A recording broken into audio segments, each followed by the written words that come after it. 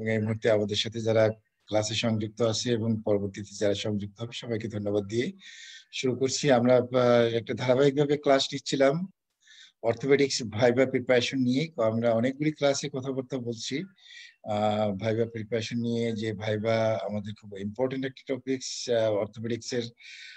যেহেতু surgery paper ওয়ানের orthopaedics viva face করতে হয়, সেহেতু অর্থোপেডিক্স ভাইভা নিয়ে আমাদের জানতে হবে। ভাইভা নিয়ে আমরা কথা বলছি অনেকগুলি ক্লাসে, ধারাবাহিকভাবেই পড়াচ্ছিলাম যে শুরু থেকে ইনফেকশন, ফ্র্যাকচার এইভাবে চলে আসছিল। কয়েকটা ক্লাস নিয়ে ফেলছি ইতিমধ্যে।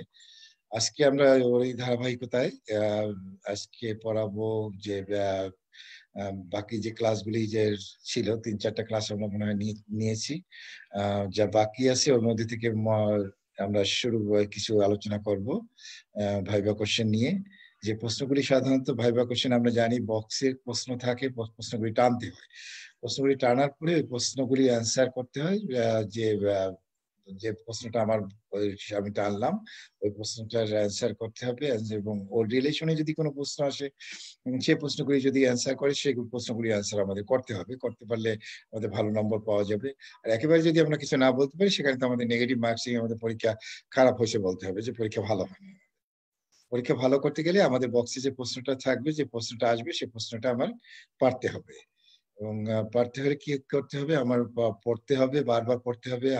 আমি আমাদের এই ক্লাসগুলি আগেও নিয়েছি আমরা, যে কিছু ইম্পর্টেন্ট ক্লাস, তার মধ্যে আবার তোমরা বিভিন্ন সময় নিজেরা পড়েছো, মেডিকেল কলেজগুলিতে পড়ানো হয়েছে, স্যাররা বারবার পড়িয়েছেন। এখন ফাইনাল হিসাব পরীক্ষার জন্য সামনে ফাইনাল পরীক্ষায় স্টুডেন্টরা ব্লকে ক্লাস নিচ্ছে। সব মেডিকেল কলেজে আমি জানি ক্লাস হচ্ছে, ক্লাসে তোমরা পড়তেছো। যে ভাইভা ফেস করা সত্যি একটা কঠিন কাজ। কঠিন কাজ মানে ভয়ের কাজ, আবার খুব সহজ কাজ যদি আমরা একটু বুঝে পড়ি, যদি আমরা নিজেদের মতো করে আমরা যদি একটু যে সহজ করে নেই, আমরা কঠিন করে না ফেলি।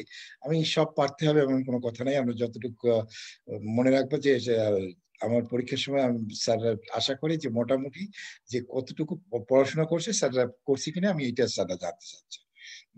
এর মধ্যে বেসিক কিছু জিনিস আছে যেগুলি অন্তত বলতেই হয়, যেগুলি জানতেই হয়, যেগুলি সে না বললে স্যাররা মনে করে যে স্টুডেন্টরা পড়াশোনা করেনি। আবার এটাও ঠিক যে অনেক সময় দেখা যায় যে অনেকগুলি পয়েন্ট থাকে, এক একটা কিছু পয়েন্ট বাদ দিলে কোনো সমস্যা হয় না, যে কিন্তু ইম্পর্টেন্ট পয়েন্টগুলি বলতেই হয়, এটা একটা ব্যাপার। আবার একটা ব্যাপার থাকে যে স্যারদের সামনে অনেক কথা বলা যায় না, কিন্তু সেই জন্য আমি যেন ভুল কোনো অ্যান্সার না করি, আমি যেন কোনো এমন কিছু অ্যান্সার না করি যে অ্যান্সার গুলি আমার বিপদ ডেকে আনবে, যে বিপদ ডেকে আনবে এরকম আমি নিজেকে নিজের বিপদে ফেলে দিলাম। ব্যাপারটা হলো যে আমার এমন একটা প্রশ্ন করা হলো যে ওটার উত্তরটা আমি দিলাম যার রিলেশনে ওই কিছু নাই, এমন উত্তর না দেয় ভালো। আমি বুঝে পড়লে এটা কখনোই হবে না।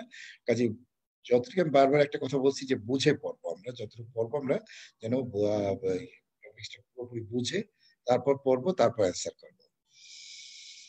এরকম আমরা অনেক কথা বলেছি যে ভাইবার নিয়ে প্রশ্ন, আজকেও আমরা কিছু প্রশ্ন নিয়ে তোমাদের সাথে কথাবার্তা বলবো। যদি আমরা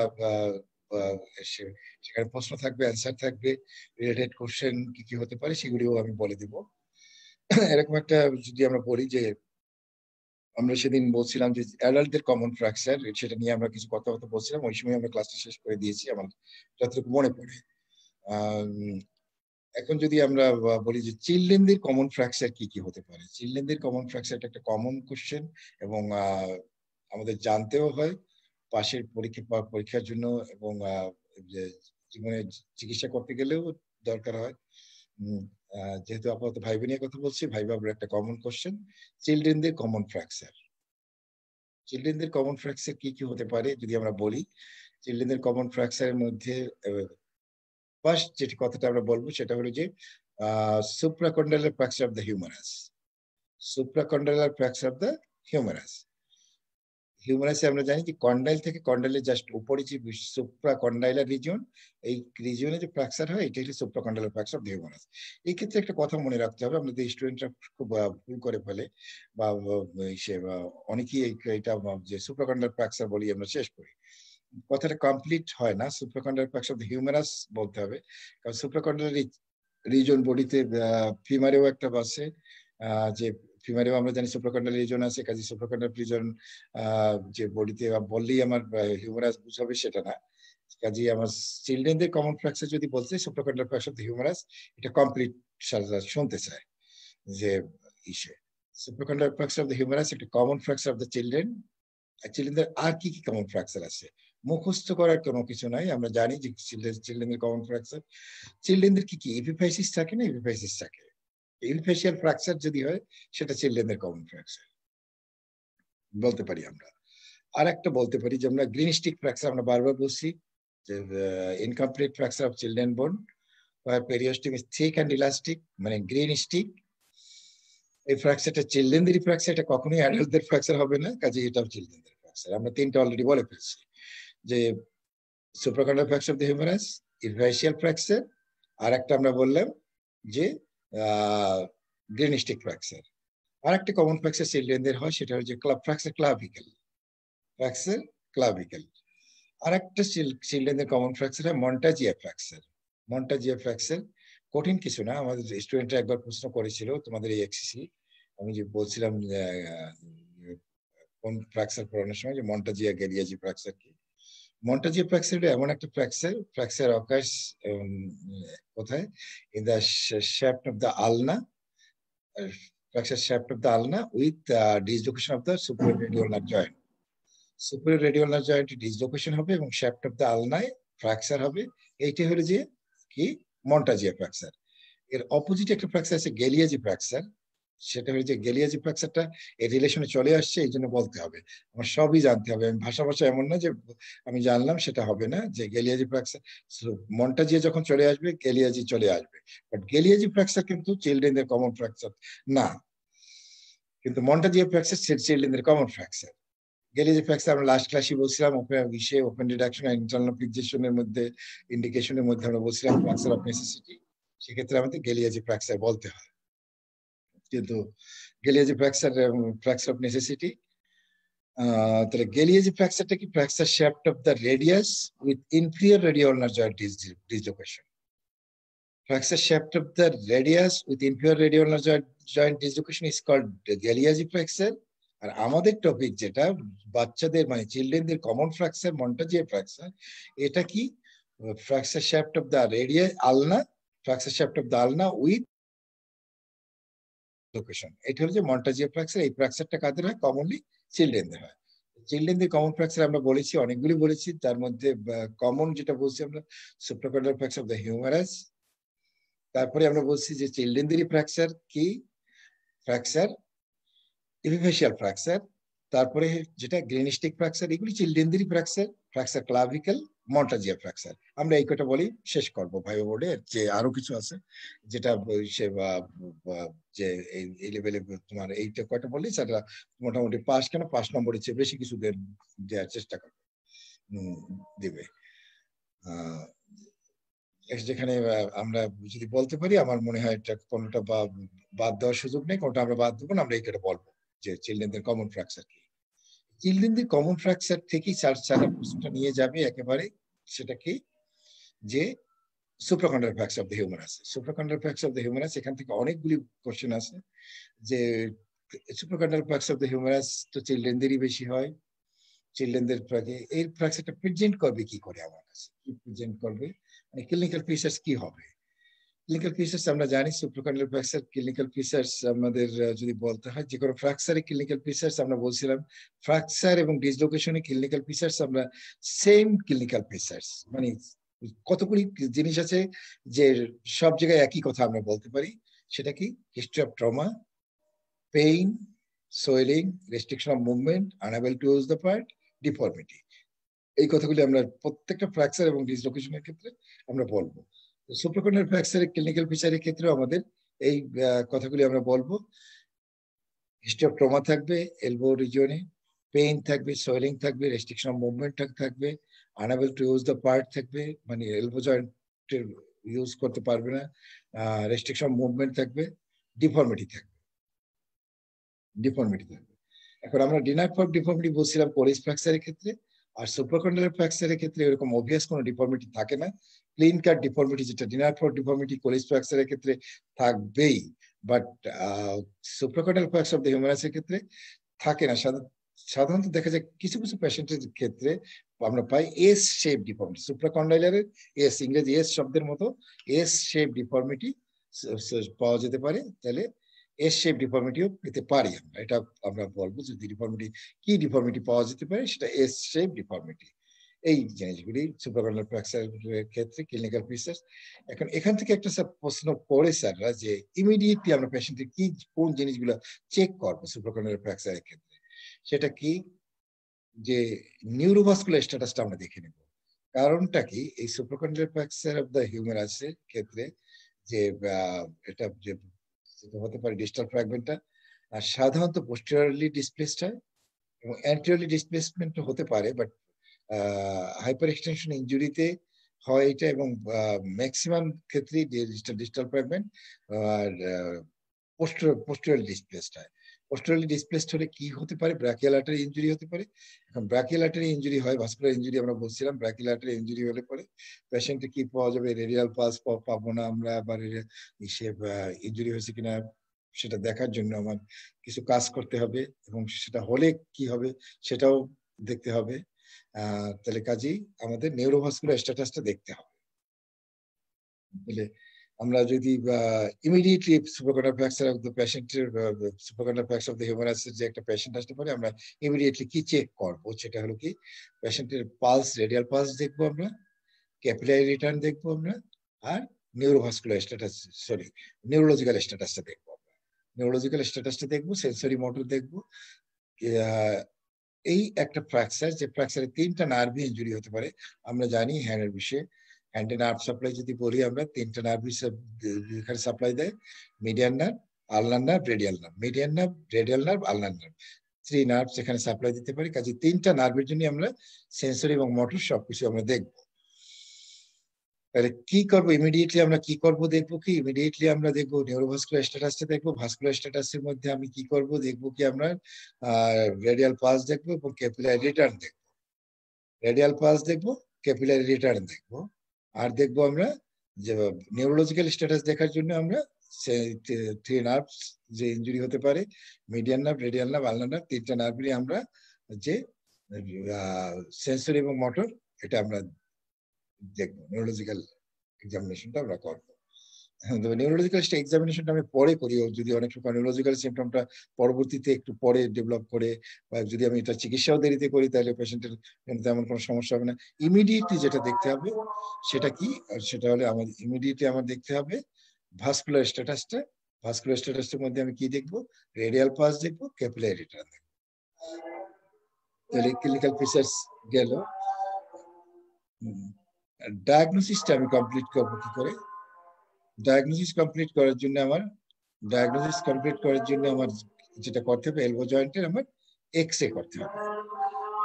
X ray of the elbow joint, antero posterior and lateral view. যেহেতু সুপ্রাকন্ডাল রিজিয়নটা এলবো জয়েন্টের কাছেই থাকে, কাজে আমার যেটা করতে হবে সেটা কি, আমাদের X ray of the elbow joint, antero posterior and lateral view. Elbow জয়েন্টে আমরা এক্স রে করবো, এলবো জয়েন্টে আমরা এক্স রে করবো। এক্স রেতে যে আমরা দেখবো যে ফ্র্যাকচার আছে কিনা, ফ্র্যাকচার থাকলে কোনো ডিসপ্লেসমেন্ট আছে কিনা, ডিসপ্লেসমেন্ট থাকলে সেই ডিসপ্লেসমেন্টটা কোথায় আছে সেটা আমরা দেখবো।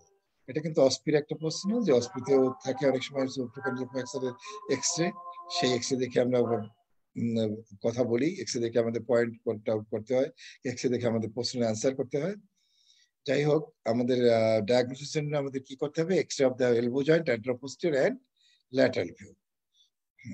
আমি ডায়াগনোসিস কনফার্ম করলাম। তারপরে একটা কথা থাকে যে সুপ্রাকন্ডাল ফ্র্যাকচারকে আমরা কি অবস্থায় আমরা একটু রেডিওলজিক্যাল একটা ক্লাসিফাই করি। ক্লাসিফিকেশন কি আছে এটা সারা জানতে চায় অনেক সময় পরীক্ষার সময়। Radiological classification type 1, type 2, type 3। Type 1 যেটা সেটা কি, কিছু নয়, খুব সহজ মনে রাখার জন্য। আনডিসপ্লেস ফ্র্যাকচারকে বলি আমরা টাইপ 2, পার্শিয়ালি ডিসপ্লেস ফ্র্যাকচারকে বলি আমরা টাইপ 3, সরি টাইপ 1 বলি আমরা আনডিসপ্লেস ফ্র্যাকচারকে, টাইপ 2 বলি আমরা পার্শিয়ালি ডিসপ্লেস ফ্র্যাকচারকে, টাইপ 3 বলবো আমরা কমপ্লিটলি ডিসপ্লেস ফ্র্যাকচারকে। মানে ডিসপ্লেসমেন্ট যদি না থাকে, আনডিসপ্লেসড ফ্র্যাকচার হয়, তাহলে আমরা সেটাকে বলবো টাইপ 1। টাইপ 2 বলবো আমরা যদি পার্শিয়ালি ডিসপ্লেসড হয়, ডিসপ্লেসমেন্ট আছে বাট এটা কমপ্লিটলি ডিসপ্লেসড হয় না, কর্টেক্স এখনো ইন্ট্যাক্ট আছে, একটা পোর্শনের সাথে একটা পোর্শনের কন্ট্যাক্ট এখনো আছে, পোস্টেরিয়র কর্টেক্স যদি স্টিল ইন্ট্যাক্ট যদি থাকে, যদি একটা কর্টেক্সের সাথে একটা কর্টেক্স মেলানো থাকে এখনো, তখন সেটা পার্শিয়াল ডিসপ্লেসড, তাহলে সেটাকে আমরা বলি টাইপ 2। টাইপ 3 মানে কি? টাইপ 3 হলো যে সে কমপ্লিটলি ডিসপ্লেসড, ডিসপ্লেসমেন্ট হয়েছে, সেটা করে যদি কমপ্লিট ডিসপ্লেসমেন্ট হয়, তখন আমরা সেইটাকে বলি আমরা টাইপ 3। টাইপ 1, টাইপ 2, টাইপ 3 আমাদের এটা জানতে হবে। যে এইভাবে আমরা ক্লাসিফাই করি। এটি ক্লাসিফিকেশনটা আমাদের ট্রিটমেন্টের জন্য একটু ইম্পর্টেন্ট। আমরা পরে আসি যখন ট্রিটমেন্ট যখন আমরা পড়বো তখন আমরা পড়বো।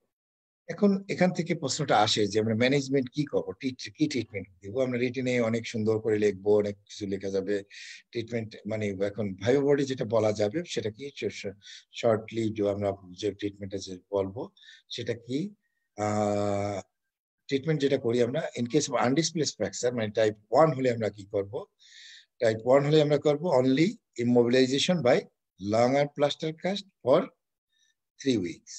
যেহেতু চিলড্রেনদের ফ্র্যাকচার, আমি অনেকবার বলছি আপার লিম্বে চিলড্রেনদের ফ্র্যাকচার প্লাস্টার রাখবো আমরা 3 সপ্তাহ, 3 উইকস রাখি প্লাস্টার আপার লিম্বে চিলড্রেনদের। এটা চিলড্রেনদের প্র্যাকটিস করে রাখবো আমরা 3 উইকস। তাহলে কি ট্রিটমেন্ট?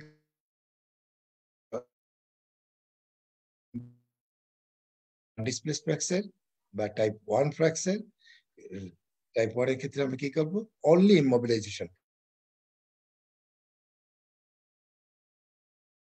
ডিসপ্লেসড ফ্র্যাকচার এখানে রিডাকশনের প্রশ্নই আসে না, সে না রিডাকশন করতে হয় না, only immobilisation by long arm plaster cast for 3 weeks. Type 2 fracture যদি হয়, টাইপ 2 ফ্র্যাকচারের ক্ষেত্রে আমরা কি করব? Close reduction under general anaesthesia, close reduction করব under general anaesthesia with immobilization by long arm plaster cast for 3 weeks. ওই একই কথা, কারণ আমি রিডাকশন যখন করে ফেললাম তখন আমার কি করতে হবে? রিডাকশন হয়ে গেল যখন, তখন আমার যে আর রইল না, যে রিডাকশন হয়ে গেছে, এখন আমি যে আনডিসপ্লেসড ফ্র্যাকচার পরিণত হয়ে গেছে ডিসপ্লেসড ফ্র্যাকচার, ডিসপ্লেসমেন্ট আর নাই, সেক্ষেত্রে আমি শুধু ইমোবিলাইজেশন করে রাখলেই হবে। তাহলে টাইপ 2 হলে আমরা কি করব? যে close reduction under general plaster cast for 3 weeks. এরপরে যেটা আসছে, যদি যদি ফেল করে, দেখা গেল আমি কি 3 দিন পরে আমি এক্সরে করে দেখলাম যে আমি আমার রিডাকশন যেটা করছিলাম সেই রিডাকশন ফেল করছে, বা সাথে সাথে এক্সরে করে দেখলাম যে আমি রিডাকশন ঠিক মতো করতে পারি না, তো সেক্ষেত্রে আমার কি করতে হবে? যদি ফেল করে আমার কি করতে হবে? ওই সে যে আমি যেটা ওই ক্লোজ রিডাকশন করছিলাম, ক্লোজ কি করে লং আর্ম প্লাস্টার দিছি, সেটা হবে না, পারকুটিনিয়াস ক্রস কেয়ার দিব আমরা। ইমোবিলাইজেশন যেটা করছিলাম, ইমোবিলাইজেশনটা আমরা লং আর্ম প্লাস্টার দিয়ে না করে আমরা কি করব? পারকুটিনিয়াস ক্রস কেয়ার, যে ক্রস কেয়ার দিয়ে, পারকুটিনিয়াস ক্রস কেয়ার দিয়ে আমরা ফিক্সেশন করব। তারপরে আমরা প্লাস্টার দিব। তাহলে if fail, immobilization by percutaneous cross keywire with long arm plaster, এটা ফর 3 উইকস। যদি টাইপ 3 এর ক্ষেত্রে আমরা কি করি? টাইপ 3 এর ক্ষেত্রে আমরা তিনটা কথা বলবো। প্রথম আমরা ট্রাই করব, প্রত্যেকটা ফ্র্যাকচারে আমরা ট্রাই করব যে আমরা close reduction under general anaesthesia with immobilization by 3 weeks, long arm plaster জি দিয়ে 3 উইকস আমরা ইমোবিলাইজ করব। যদি এখানে ফেল করে আমরা পারকুটিনিয়াস ক্রস কেয়ার, যদি ইফ ফেল আমরা কি করব? Open reduction and internal fixation আমরা করতে পারি, যে open reduction and internal fixation করার একটা অপশন আছে। তাহলে এখানে আমরা তিনটা কথাই বলবো, যে ক্লোজ রিডাকশন, পারকুটিনিয়াস ক্রস কেয়ার, আর যেটা করবো আমরা open reduction with internal fixation.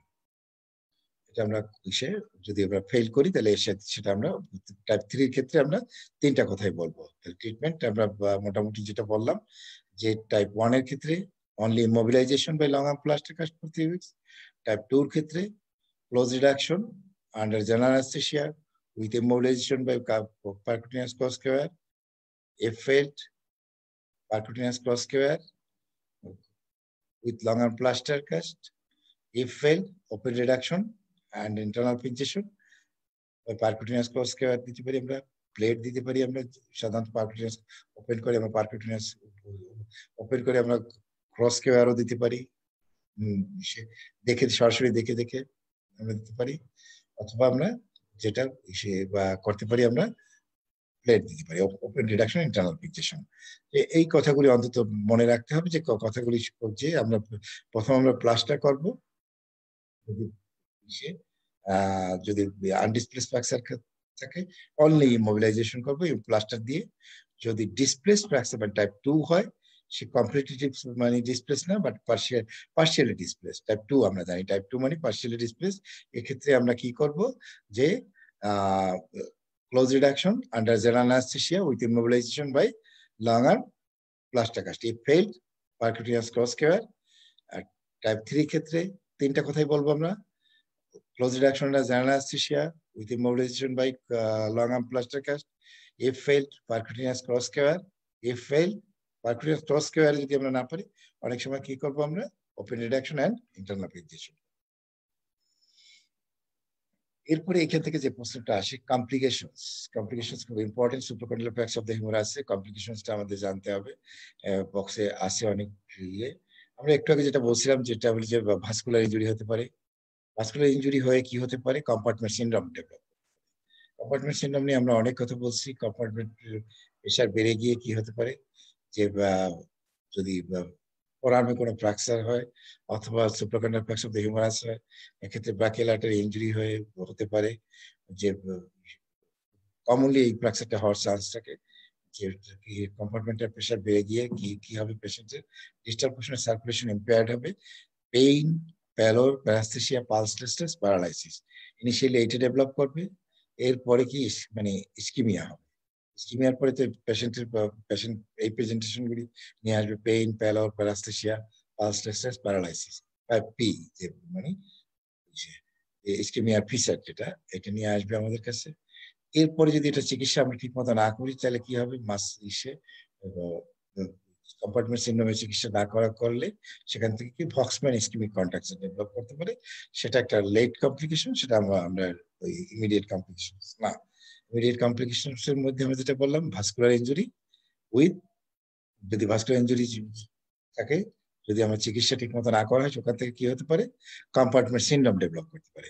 তারপরে আমরা সেকেন্ড কমপ্লিকেশন বলবো যেটা, সেটা হচ্ছে নিউরোলজিক্যাল ইনভলভমেন্ট হতে পারে, নিউরোলজিক্যাল নার্ভ ইনজুরি হতে পারে, নার্ভ ইনজুরি আমরা জানি থ্রি নার্ভ ইনজুরি হতে পারে, median nerve injury, radial nerve injury, ulnar nerve injury, median nerve injury, radial nerve injury, ulnar nerve injury.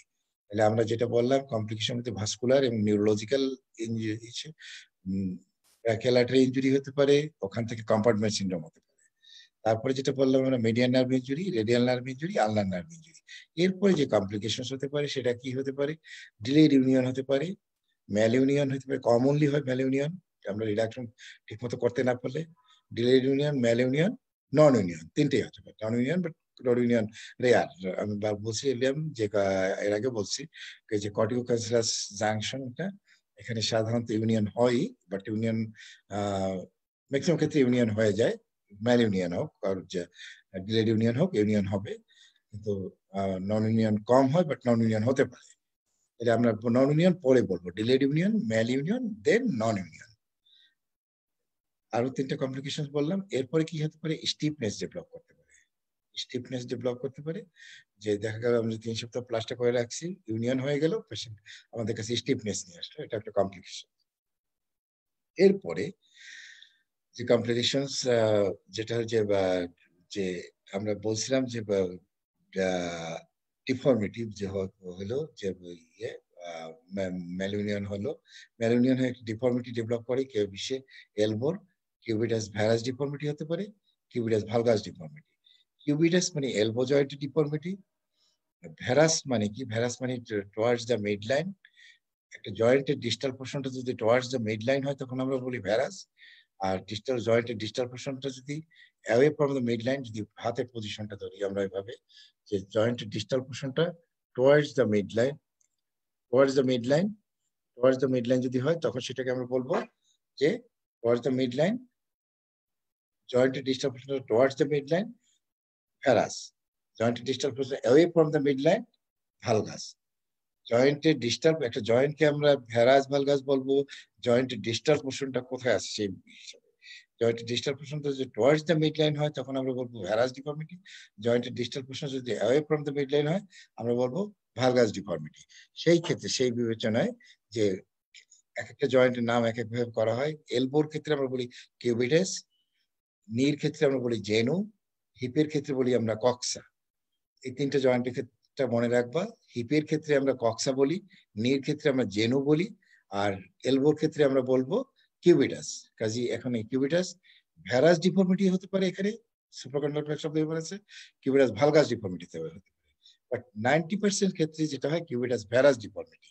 এটার একটা নাম হচ্ছে গানস্টক ডিফর্মিটি। পেশেন্টের হাত থেকে যদি এই ডিফর্মিটি নিয়ে আসে, কিউবিটাস ভ্যারাস ডিফর্মিটি, তুমি যদি হাতটাকে উঁচু করতে বলো যদি ইসে, তখন দেখা যাবে গানস্টক, বন্দুকের নলের মতো হাতের পজিশনটা, যে কোনো বইয়ের ছবিটা দেখতে পারবে গানস্টক ডিফর্মিটি। এটার একটা নাম হলো gunstock deformity, cubitus varus deformity, common deformity, এটা সুপারকন্ডাক্টর। এই ডিফর্মিটি যদি কিউবিটাস ভ্যারাস বা ভালগাস ডিফর্মিটি হয়, এটা আমাদের চিকিৎসাও করতে হয়। কেউ কি আমরা কি করবো, কারেক্টিভ অস্টিওটমি করবো। আপাতত এইটুকু মনে রাখো, কারেক্টিভ অস্টিওটমি করে আমরা কারেকশন করবো। সাধারণত ভ্যারাস ডিফর্মিটির ক্ষেত্রে কোনো ফাংশনাল কোনো প্রবলেম হয় না। এটা যেটা হয় সেটা কি হয় যে কসমেটিক ডিফর্মিটি।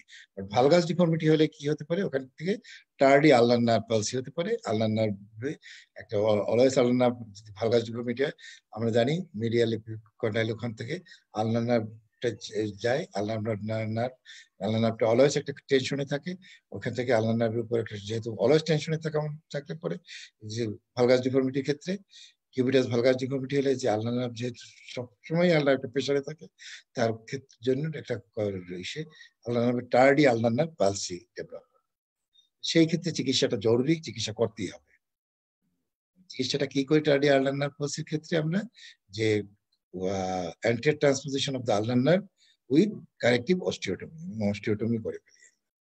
আর শুধু যদি কিউবিটাস ভ্যারাস ডিফর্মিটি থাকে, যেটা commonly superconductor fracture of the হিউমারাসের ক্ষেত্রে হয়, এই ক্ষেত্রে আমরা যে অ্যান্টিরিয়র ট্রান্সপোজিশন বা কোনো এসব কিছু করতে হয় না, শুধু কারেক্টিভ অস্টিওটমি করলে আমরা ডিফর্মিটিটা কারেক্ট করে দিলেই হয়, কারণ যেখানে ফাংশনাল কোনো প্রবলেম হয় না পেশেন্টের, কোনো নিউরোলজিক্যাল যে কোনো প্রবলেম বা কোনো ভাস্কুলার প্রবলেম বা কোনো অন্য ধরনের কোনো পেশেন্টের প্রবলেম হয় না, শুধু কসমেটিক প্রবলেম হয়। এই কমপ্লিকেশনস গুলি আমাদের জানতে হবে, বলতে হবে মোটামুটি সুপারকন্ডাক্টর ফ্র্যাকচার অফ দ্য হিউমারাসের ক্ষেত্রে। এরপরে আসি আমরা fracture neck of the femur নিয়ে কিছু প্রশ্ন থাকে। Fracture the neck of the femur কাদের হয়, এটা মেইনলি ওল্ড এজের fracture. Fracture neck of the femur elderly পার্সনদের ফ্র্যাকচার। এল্ডারলি পার্সনদের কি হয়, ওখানে ওদের বোনসটা অস্টিওপোরোটিক থাকে, বোনটা অস্টিওপোরোটিক থেকে অস্টিওপোরোটিক ফ্র্যাকচার। আমরা গত ক্লাসে মানে বলছিলাম যে এল্ডারলি পার্সনদের কমন ফ্র্যাকচারের মধ্যে যে যেহেতু এল্ডারলি পার্সনদের বোনসটা অস্টিওপোরোটিক থাকে, কাজেই ওদের কমন সাইডটি কিছু কিছু জায়গায় কমনলি কিছু ফ্র্যাকচার হয়। সব বোনসে সব জায়গায় সবসময় ফ্র্যাকচার হতে পারে। কমনলি যে ফ্র্যাকচারগুলি হয় সাধারণত সে এল্ডারলি পেশেন্টদের যে কমন ফ্র্যাকচার হয়, এক নম্বরে যদি বলি আমরা পলিশ ফ্র্যাকচার, তারপরে যে 2 নম্বরে যদি ভার্টিব্রাল কম্প্রেশন ফ্র্যাকচার, এল্ডারলি পেশেন্টদের কমন ফ্র্যাকচার বা osteoporotic fracture, vertebral compression fracture. 3 নম্বরে যদি বলি আমরা fracture neck of the femur, trochanteric fracture, এটাও ফিমারের। আর একটা কমন ফ্র্যাকচার হয় fracture proximal humerus, proximal end of the humerus মানে নেক অফ দ্য হিউমারাস, এখানে যদি ফ্র্যাকচার হয় প্রক্সিমাল এন্ড নেক থাকে হিউমারাসের, এখানেও অস্টিওপোরোটিক মানে অস্টিওপোরোটিক ফ্র্যাকচার, এটাও এল্ডারলি পার্সনদের একটা কমন ফ্র্যাকচার। আমরা যতগুলি বললাম তার মধ্যে একটা fracture neck of the femur বলছি আমরা এল্ডারলি পার্সনদের কমন ফ্র্যাকচার। তাহলে এই ফ্র্যাকচার পেশেন্টের একটা আমাদের কাছে প্রেজেন্টেশন কি নিয়ে আসবে, ওই হিস্ট্রি অফ ট্রমা, যে মাইনর ট্রমাই পেশেন্টের ফ্র্যাকচার হয়েছে, history of trauma, pain, swelling, restriction of movement, unable to use the part, deformity, এগুলি সব থাকবে নেক অফ দ্য ফ্র্যাকচার। আমি ডিটেলসে যাবো না, যতটুকু মানে আমাদের এইটুকু তো মনে রাখতে হবে যে এলডারলি পার্সনদের যে ফ্র্যাকচারটা হয়, ফ্র্যাকচারটা হচ্ছে আর কি কি ফ্র্যাকচার হয়, fracture neck of the femur fracture হলে পরে প্রেজেন্টেশনটাকে নিয়ে হয় আমার কাছে। এটা আমি সেটা বলছিলাম, history of trauma, pain, swelling, restriction of movement, unable to use the part, deformity. এই ফ্র্যাকচারটা হইলে পরে fracture neck of the femur একটা পেশেন্ট আসতে পারে। আবার ডায়াগনোসিস কনফার্ম করার আগে ক্লিনিক্যালি পেশেন্টের যে আমরা বললাম যে ডিফর্মিটি হয়, কি ডিফর্মিটি নিয়ে আমার কাছে আসবে, ডিফর্মিটি পেশেন্ট কিভাবে আমরা, পেশেন্ট যদি লাইং পজিশনে থাকবে, শোয়ানো অবস্থায় থাকলো পেশেন্ট, আমরা যদি চেক করি পেশেন্টের দেখা যাবে কি পেশেন্টের লিম্বের অ্যাটিটিউডটা কি হবে, shortening with external rotation, shortening with external rotation. ওই লিম্বটা যদি আমি কম্পেয়ার করি নর্মাল লিম্বটার সাথে, দেখা যাবে কি অ্যাফেক্টেড সাইডে বা ফ্র্যাকচার সাইডে কি হচ্ছে যে ওই সে শর্টেনিং এবং এক্সটার্নাল রোটেশন। এটা হলে আমি বুঝতে পারবো fracture neck of the femur তার আছে ক্লিনিক্যালি। বাট ডায়াগনোসিস কনফার্ম করার জন্য আমি কি করবো, একটা স্পেসিফিক কিছু এক্সরে আমরা করি, সেই এক্সরেটা কি এক্সরে করি, x-ray of the pelvis including both hip joint and anteroposterior view. X-ray of the pelvis including both hip joint, anteroposterior view, and affected hip lateral view. এটা এই যে বোথ হিপ দেখার জন্যই আমরা একটা ভিউতে যেহেতু নিতে পারি, এই জন্য অ্যান্টেরোপোস্টেরিয়র ভিউ আমরা করছি, যে সে বোথ হিপকে দেখার জন্য বোথ হিপের অ্যান্টেরোপোস্টেরিয়র নিচ্ছি। বাট ল্যাটারাল ভিউ দেখার জন্য আমরা একটা হিপই নিচ্ছি, যার কারণ আমরা দুইটা ফিল্ম নষ্ট হবে, দুইবার এক্সরে করতে হবে, একবার করলে হবে না। সেই জন্য ল্যাটারাল ভিউ করার জন্য আমরা কি করব, শুধু অ্যাফেক্টেড সাইডের ল্যাটারাল ভিউ। কি এক্সরে আমরা অ্যাডভাইস করবো, যদি ফিমারের প্রক্সিমাল এন্ডে কোনো ফ্র্যাকচার সাসপেক্ট করি আমি, সেটা মেবি ট্রোকেন্টারিক ফ্র্যাকচার, মেবি নেক ফ্র্যাকচার, আমি কি হিসেবে এক্সরে অ্যাডভাইস করবো, X-ray of the pelvis including both hip joint, anteroposterior view and affected side lateral view. যদি রাইট হয় রাইট ল্যাটারাল ভিউ, লেফট হলে লেফট ল্যাটারাল ভিউ। আমি ডায়াগনোসিস এক্সরে করে diagnosis confirm করলাম। আমরা এক্সরে কি পাবো, আমরা ফ্র্যাকচার লাইন দেখতে পারবো, আমরা সেন্ট্রন লাইন ব্রোকেন দেখতে পারবো, আমরা যে সেন্ট্রন লাইন ফ্র্যাকচার লাইন তো দেখা যাবেই। আর সেন্ট্রন লাইন ব্রোকেন মানে কি, যে সেন্ট্রাল লাইন ব্রোকেন এরকম হবে যে আমরা অপটিউটার প্রমিনেন্স সুপিরিয়র বর্ডার থেকে যদি আমরা একটা লাইন টানি, সেই লাইনটা দেখা যায় কি যে ইনফিরিয়র বর্ডার অফ দ্য নেকের সাথে একটা কন্টিনিউশন থাকে। এই ক্ষেত্রে সেন্ট্রাল লাইনটা, এটা হলো normally central line. Fracture neck of the ফিমারের ক্ষেত্রে কি হবে, সেন্ট্রাল লাইন ব্রোকেন, মানে এই কন্টিনিউশনটা থাকবে না। Superior border of the obturator prominence থেকে যে লাইনটা টানবো, ওই লাইনটা ইনফিরিয়র বর্ডার অফ দ্য নেকের সাথে কন্টিনিউশন হবে না। এই যে হলো না, এটাই হলো সেন্ট্রাল লাইন ব্রোকেন। এই দুইটা কথা বললেই হবে, যে এটা দেখলে আমরা বুঝতে পারবো fracture neck of the femur. যে ডায়াগনোসিস আমি কনফার্ম করলাম, আর ট্রিটমেন্ট কি করবো, সাধারণত ট্রিটমেন্টে আমি রিটেন এর ক্ষেত্রে তোমাদের বলছিলাম যে রিটেনে আমরা ইন্টারনাল ফিক্সেশন করি, এ ট্রিটমেন্ট এইজ অনুযায়ী, টাইপ অফ দ্য ফ্র্যাকচার অনুযায়ী আমরা ট্রিটমেন্ট করি। এখন সাধারণত যেহেতু এলডারলি পেশেন্টদের ফ্র্যাকচার হয়, এবং ফ্র্যাকচার যেহেতু যদি ডিসপ্লেস ফ্র্যাকচার থাকে, সেক্ষেত্রে আমরা যে ট্রিটমেন্টটা করি hemi replacement arthroplasty. Hemi replacement arthroplasty মানে হেমির একটা জয়েন্টের আর্থোপ্লাস্টি, মানে জয়েন্টটাকে চেঞ্জ করে দেওয়া, আর্টিফিশিয়ালি একটা ফাংশনাল পজিশন নিয়ে আসার জন্য জয়েন্টটাকে আর্থোপ্লাস্টি করি আমরা। আর্থোপ্লাস্টি করি, আপনার জয়েন্টটাকে রিপ্লেস করি। এই যে রিপ্লেস করা হয়, যে রিপ্লেসের জয়েন্টের দুটো কম্পোনেন্ট থাকে হিপ জয়েন্টের, স্ট্যাপুলার এবং head of the femur, head component এবং স্ট্যাপুলার কম্পোনেন্ট। এই ক্ষেত্রে যে ফ্র্যাকচার হয়েছে, আমরা কি করি, হেড কম্পোনেন্টটাকে আমরা রিপ্লেস করি, হেড কম্পোনেন্টটা ফেলে দিয়ে একটা আর্টিফিশিয়াল একটা বল লাগিয়ে দেই। এইটার এসে প্রস্থেসিস আর্টিফিশিয়াল বল যেটা লাগিয়ে দিই, এটা একটা পোর্শন যেহেতু আমরা চেঞ্জ করতেছি, সেই জন্য এটার নাম হচ্ছে হেমি আর্থোপ্লাস্টি। যদি আমরা বোথ এসিটাবুলাম এবং ফিমোরাল হেড বোথ কম্পোনেন্টকে যদি আমরা চেঞ্জ করতাম, তখন সেটা হতো টোটাল হিপ রিপ্লেসমেন্ট। কিন্তু যেহেতু একটা ফ্র্যাকচারের কেস কথা বলছি আমরা, এক্ষেত্রে আমরা সাধারণত এই স্টেবুলার কম্পোনেন্ট আমরা চেঞ্জ করি না, আমরা শুধু হেড কম্পোনেন্টটাকে ফেলে দিই।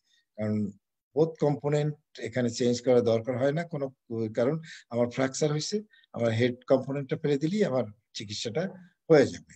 এবং এটা খুবই ব্যয়বহুল যদি টোটাল হিপ রিপ্লেসমেন্ট করতে হয়। আর সেক্ষেত্রে যদি আমি শুধু হেমি আর্থ্রোপ্লাস্টি করি সেটা অনেক খরচ কম, সেই ক্ষেত্রে সেই জন্য আমরা এটাই করি এবং এটা করাই ওয়াইজ, এবং সময় খুব কম লাগে, অল্প সময়ের মধ্যে আমরা করে ফেলতে পারি। যদি পেশেন্টের দেখা যায় যে ফ্র্যাকচার নেক ফিমার আছে, এর সাথে associate pre existing hip disease আছে, অস্টিওআর্থ্রাইটিস আছে, রিউমাটয়েড আর্থ্রাইটিস আছে, বা অন্য কিছু টিউবারকুলাস আর্থ্রাইটিস আছে, সেক্ষেত্রে আমার কি করতে হবে, তখন আমার স্টেবুলার কম্পোনেন্টও রিপ্লেস করতে হবে, টোটাল হিপ রিপ্লেসমেন্ট করতে হবে। যে এত কথা আমি জাস্ট জানার জন্য বলে নিলাম, যদি স্যারা জানতে চায় টোটাল হিপ সম্বন্ধে আমাদের আইডিয়া আছে কিনা, ধারণা আছে কিনা, এই জন্য আমি বলে দিচ্ছি। টোটাল হিপ রিপ্লেসমেন্ট মানে স্টেবুলার কম্পোনেন্ট এবং হেড কম্পোনেন্ট, বোথ কম্পোনেন্টকে যদি আমরা চেঞ্জ করি তখন সেটা হলো total hip replacement. In case of fracture neck of the femur আমরা হেমি আর্থ্রোপ্লাস্টি করি। ট্রিটমেন্ট কি হেমি আর্থ্রোপ্লাস্টি। হেমি আর্থ্রোপ্লাস্টি যে করি কি, হেমি আর্থ্রোপ্লাস্টি মানে হেড কম্পোনেন্টটা ফেলে দিয়ে আমরা আর্টিফিশিয়াল আর একটা হেড লাগিয়ে দিই, এটাই হলো যে হেমি আর্থ্রোপ্লাস্টি, আর কিছুই না। এখানে কমপ্লিকেশনস কি হতে পারে fracture neck of the femur complications? Fracture neck of the femur generally fracture যেটা কমপ্লিকেশন হতে পারে, পেশেন্টের বেড সোর ডেভেলপ করতে পারে, পেশেন্টের নিউমোনিয়া হতে পারে, পেশেন্ট পালমোনারি এম্বোলিজম হতে পারে, আর কি হতে পারে, ডিপ ভেইন থ্রম্বোসিস হতে পারে, জেনারেল হতে পারে। Generally bed sore, pneumonia, pulmonary embolism, deep vein thrombosis, এটা পেশেন্টে ডেভেলপ করতে পারে। আর ফ্র্যাকচার রিলেটেড যেটা হতে পারে সেটা কি হতে পারে, আমরা ফ্র্যাকচার যেহেতু চিকিৎসা করতেছি এখানে এসে নন ইউনিয়ন ডেভেলপ করার চান্স খুব বেশি থাকে, নন ইউনিয়ন হতে পারে। আবার যদি আমরা ফিক্সেশন করি সেক্ষেত্রে আমার ডিলেড ইউনিয়ন হতে পারে, ডিলেড ইউনিয়ন হওয়ার চান্স থাকে।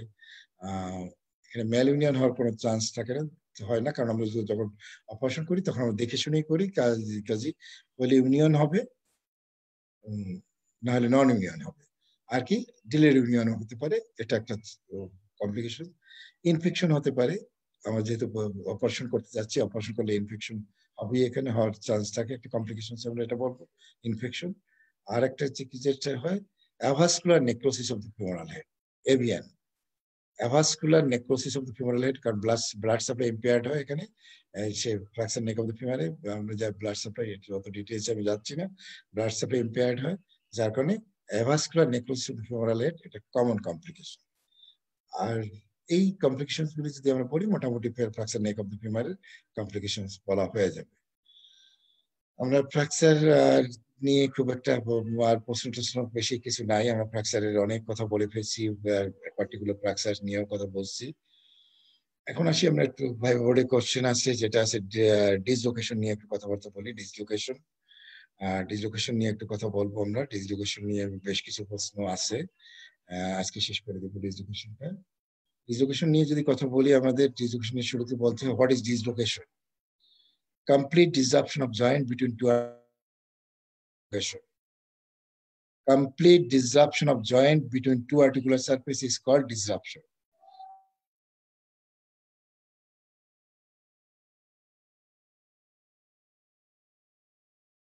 Surface is called subluxation. Dislocation and subluxation. So dislocation is the complete disruption of joint between two articular surfaces, or subluxation partial disruption of joint between two articular surfaces. Dislocation এবং subluxation যদি আমরা বলি, dislocation নিয়ে আমরা কথাবার্তা বলতেছিলাম। Dislocation বডির যতগুলো জয়েন্ট আল্লাহ তাআলা দিয়েছে সবগুলি জয়েন্ট ডিসলোকেশন হতে পারে, সবগুলি জয়েন্ট ডিসলোকেশন হওয়ার চান্স থাকে, যে কোনো সময়, যে কোনো পরিস্থিতিতে, যে কোনো ট্রমার কারণে যে কোনো জয়েন্টে ডিসলোকেশন হতে পারে। কমনলি ডিসলোকেশন যেটা হয়, সেই ডিসলোকেশন কমনলি ডিসলোকেশন হয় সেই জয়েন্টগুলির মধ্যে যেটা আছে, শোল্ডার ডিসলোকেশন 1 নম্বরে, 2 নম্বরে আছে হিপ ডিসলোকেশন, 3 নম্বরে আছে এলবো ডিসলোকেশন, 4 নম্বরে আছে প্যাটেলার ডিসলোকেশন। কমনলি চারটি জয়েন্ট ডিসলোকেশনই আমরা পাই বেশি। ইসে 1, 2, 3, 4 আমি যেভাবে বলছি, 1 নম্বরে হয়ে যায় শোল্ডার ডিসলোকেশন, 2 নম্বরে হিপ ডিসলোকেশন, 3 নম্বরে এলবো ডিসলোকেশন, 4 নম্বরে প্যাটেলার ডিসলোকেশন। এই 4টা ডিসলোকেশন আমাদের মোটামুটি জানতে হবে। কিন্তু এমবিবিএস লেভেলে 2টা ডিসলোকেশন নিয়ে আমরা প্রশ্ন করা হয় সাধারণত, সিলেবাসে আমরা বেশি গুরুত্ব দেই যে বিষয়ে, এবং বক্সে এটা প্রশ্ন রাখা হয়, সেটা কি শোল্ডার এবং হিপ নিয়ে কথাবার্তা বলবো আমরা। এবং এটা জানলে মোটামুটি এর বাইরে যেটা আছে সেগুলি নিয়ে অতটা প্রশ্ন ছাড়া করে না, এবং সেটা যা করা হয়, যতটুকু প্রশ্ন করা হয় সেটা আমরা এত সুপারফিশিয়াল যেটা অ্যান্সার করা যাবে। যে কোনো ডিসলোকেশন জানলে আমরা যারা অ্যান্সার করতে পারবো। শোল্ডার ডিসলোকেশন নিয়ে যদি আমরা কথাবার্তা বলি, শোল্ডার ডিসলোকেশন এমন একটা জয়েন্ট যেটা কমনলি ডিসলোকেট হয়, যে বডিতে যেটা সেটা কোন জয়েন্ট, কমন ডিসলোকেশন কোন জয়েন্টে হয়? Shoulder joint. কেন হয় শোল্ডার জয়েন্টে কমন ডিসলোকেশন বেশি? যে আমরা দেখি যে কমন ডিসলোকেশন কেন হয় শোল্ডার জয়েন্টে বেশি, যে ডিসলোকেশন হয় হয় কমন শোল্ডার জয়েন্টে? আমরা বললাম শোল্ডার জয়েন্টে ডিসলোকেশন সবচেয়ে বেশি হয়। এখন কেন বেশি হয়? নাম্বার ওয়ান যদি কথা বলতে, শ্যালো গ্লিনয়েড। শ্যালো গ্লিনয়েড বলতে আমরা কি বুঝি? শোল্ডার জয়েন্ট ফর্ম হয় কি দিয়ে আমরা জানি, এসে হিউমারাসের হেড এবং স্ক্যাপুলার গ্লিনয়েড ক্যাভিটি দিয়ে জয়েন্টটা ফর্ম হয়। তাহলে হিউমারাসের হেড এবং স্ক্যাপুলার গ্লিনয়েড, যে এটা রেশিও হয়ে যায় 1/3 মানে 3/1 হিউমারাসের হেডের 3/1 সে গ্লিনয়েড ক্যাভিটি কন্ট্যাক্টে থাকে। কাজে জয়েন্টটা কম্পারেটিভলি একটু আনস্টেবল, 100% কন্ট্যাক্টে থাকে না। আমরা যদি কম্পেয়ার করি ফিমারের সাথে, ফিমারে দেখা যায় কি, ফিমারে অ্যাসিটাবুলাম এবং ফিমারের যে হেড, যেটা হিপ জয়েন্টের ক্ষেত্রে যদি আমরা কম্পেয়ার করি, হিপ জয়েন্টের ক্ষেত্রে যে ফিমারের যে হেড এবং স্টেবুলাম এটা 100% কন্ট্যাক্টে থাকে। But in case of shoulder joint, যে হিউমারাসের হেড এবং গ্লিনয়েড ক্যাভিটির রেশিও কত? 1/3। কাজে এটাকে এই জন্য আমরা বললাম shallow glenoid. Number one shallow glenoid. 2 নম্বরের কথা যেটা আমরা বললাম, wide range of movement. Shoulder জয়েন্টে যতগুলো মুভমেন্ট হয়, এত মুভমেন্ট সাধারণত অন্য কোনো জয়েন্টের মুভমেন্ট এতগুলো মুভমেন্ট হয় না। Wide range of movement.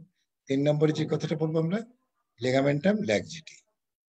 এই 3টা কথা বললেই সারা মেনে নিবে যে এই কারণে শোল্ডার ডিসলোকেশন খুব বেশি হয়। শ্যালো গ্লিনয়েড মানেটা কি, যে হিউমারাসের হেড এবং গ্লিনয়েড ক্যাভিটি রেশিও 1/3। কাজে এটা 1/3 এটা গ্লিনয়েড ক্যাভিটি এবং হিউমারাস হেডের যেহেতু রেশিও 1/3, শ্যালো গ্লিনয়েডটা শ্যালো, যার কারণে এই রেশিওটা এরকম। এটা একটা কমন কজ ডিসলোকেশনের, খুব বেশি কমন এটাই। আর সেকেন্ড কজ বললাম আমরা wide range of movement. Third cause বলছি আমরা লিগামেন্টাম ল্যাক্সিটি। তাহলে এই কজ জানলাম না, কি কারণে শোল্ডার জয়েন্ট ডিসলোকেশন বেশি হয় আমরা জেনে ফেলছি। এরপরে যে এটা জানতে চাবি স্যাররা যে বিষয়ে, এই শোল্ডার জয়েন্টের ডিসলোকেশন টাইপ কয়টা আছে? Anterior, posterior and inferior. কোনো সে গিয়ে নাই যে এখানে কনফিউশনের কিছু নাই। Anterior, posterior and inferior, 3 types. Anterior হলো common type. Anterior joint dislocation, shoulder জয়েন্টের ডিসলোকেশন মানেই আমরা অ্যান্টেরিয়র মনে করবো। কোনো বই আছে 95%, কোনো বই আছে 97%, কোনো বই 98% বলা হয়।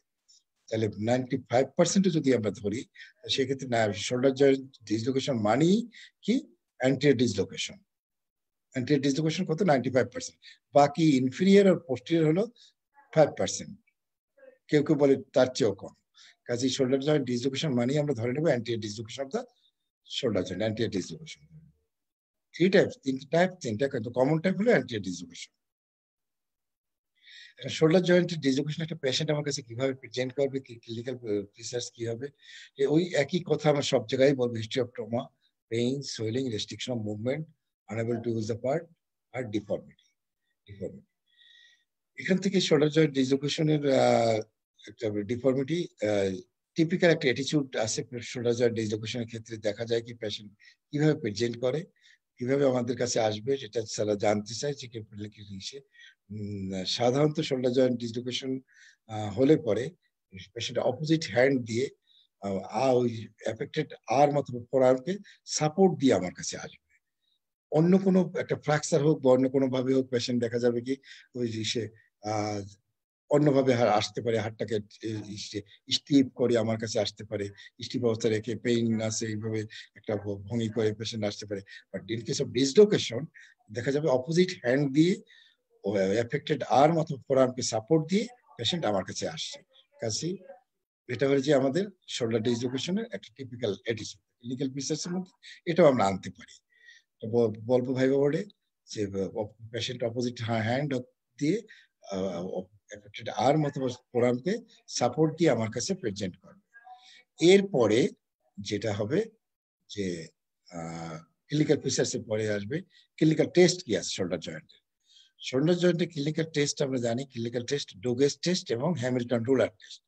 ডোগেস টেস্ট কিছু না, সিম্পল, খুবই সিম্পল একটা test. Dugas test, patient to learnable to touch the opposite shoulder. আমি যদি পেশেন্টকে বলি আপনি অপোজিট শোল্ডার টাচ করেন, পেশেন্ট এটা করতে পারবে না। এটা হলো ডোগেস টেস্ট। আর হ্যামিল্টন রুলার টেস্ট, এটাও একটা টেস্ট, যে টেস্টটা শোল্ডার জয়েন্টের ডিসলোকেশনের ক্ষেত্রে আমরা করে থাকি। সেটা কি, ডোগেস টেস্টের ক্ষেত্রে যদি বলি আমরা ডোগেস টেস্ট করবো, আমরা হ্যামিল্টন রুলার টেস্ট করবো। ডোগেস টেস্ট ফার্স্ট টেস্ট যেটা আমরা করি, patient will unable to touch the opposite shoulder. পেশেন্টের দেখা যাবে নর্মাল একটা পার্সন অপোজিট শোল্ডার টাচ করতে পারছে, but in case of shoulder dislocation patient opposite শোল্ডারকে টাচ করতে পারবে না। এটা হলো যে 1 নম্বর test, Dugas test. Hamilton ruler test, এটাও একটা টেস্ট, ক্লিনিক্যাল টেস্ট। সেটা কি, অ্যাঙ্গেল অফ দ্য অ্যাক্রোমিয়ান এবং lateral condyle of the humerus, এইখানে যদি একটা রুলার বা স্কেল প্লেস করি আমরা, একটা রুলার স্কেল বা প্লেস করি, স্কেল বা রুলার এখানে প্লেস করি, দেখা যাবে এই যে দুইটা পয়েন্ট বললাম, অ্যাঙ্গেল অফ দ্য অ্যাক্রোমিয়ান এবং lateral condyle of the humerus, এই দুইটা পয়েন্ট টাচ করবে না। টাচ যে করবে না, কারণ কি, ডেল্টয়েড মাসেলের বাল্কের কারণে এই দুইটা পয়েন্ট টাচ করে না। In case of shoulder dislocation, deltoid flat হয়ে যাবে, তখন কি করবে, শোল্ডার যদি আমি রোলার প্লেস করি, ডিসলোকেশন যেহেতু হয়ে গেছে, এখন আমরা যে ডেল্টয়েড মাসেল ফ্ল্যাট হয়ে যাবে, কাজে আমরা যদি একটা রোলার প্লেস করি, এই দুইটা পয়েন্ট টাচ করবে, তার কারণ এখন আর ডেল্টয়েড মাসেলের বাল্কটা নাই। তাহলে হ্যামিল্টন রুলার টেস্ট পজিটিভ, মানে অ্যাঙ্গেল অফ দ্য অ্যাক্রোমিয়ান এবং lateral condyle of the humerus. এই ক্লিনিক্যাল টেস্ট দুটি আমরা করতে পারি। এক্সরে করবো আমি ডায়াগনোসিস কনফার্ম করার জন্য। ডায়াগনোসিস কনফার্ম করার জন্য আমি কি করবো, X of the shoulder joint, anteroposterior and lateral. Treatment কি, যে কোনো ডিসলোকেশনের ট্রিটমেন্ট হলো মেডিকেল ট্রিটমেন্ট হলো যে ইসে যে বলতে গেলে আমাদের যেটা বলতে হবে সেটা হলো যে এটা হলো it's medical emergency. Dislocation is always medical emergency. একটা ফ্র্যাকচারকে আমরা ক্ষেত্র বিশেষে রেখে দিতে পারি, যে যদি বলি আপনি পাটা মুভমেন্ট করবেন না, এই যে একটু নেক কথা বললাম, যে হ্যাঁ আমরা 3 দিন পরে অপারেশন করবো, পেশেন্টের সবকিছু ইনভেস্টিগেশন করে একটা ট্রাকশন দিয়ে আপাতত রাখতে পারি আমরা।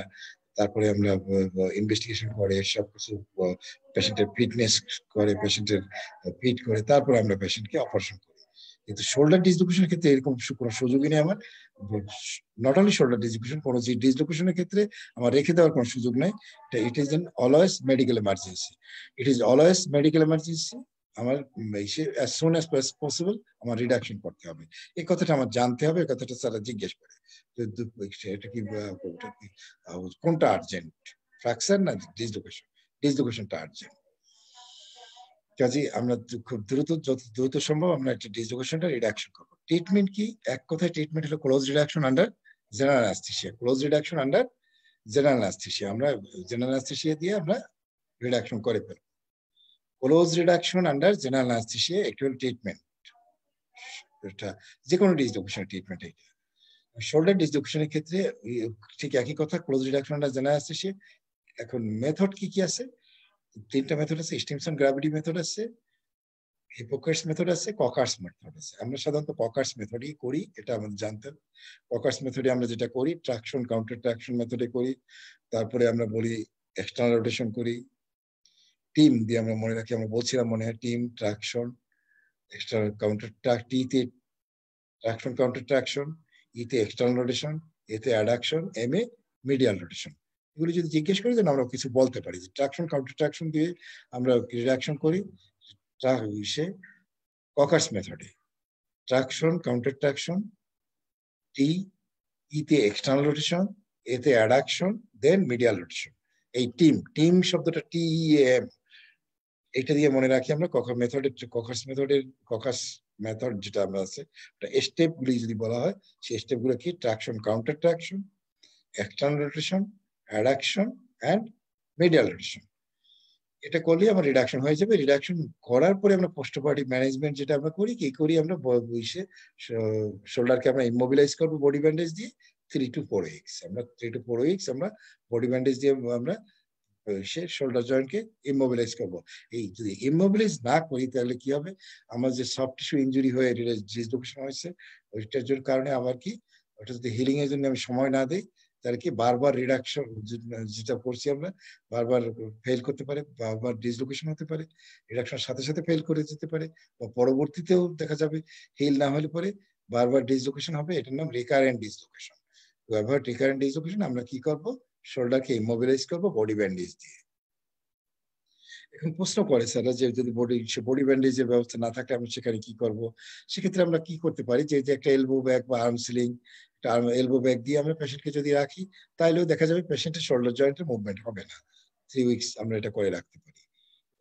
এটা আমাদের ট্রিটমেন্টের একটা পার্ট। পোস্টমর্টম ম্যানেজমেন্ট অবশ্যই এটা করতে হবে, না করলে একটা বিপদ ঘটবে, পেশেন্টের কি হবে, রিকারেন্ট ডিসলোকেশন হতে পারে।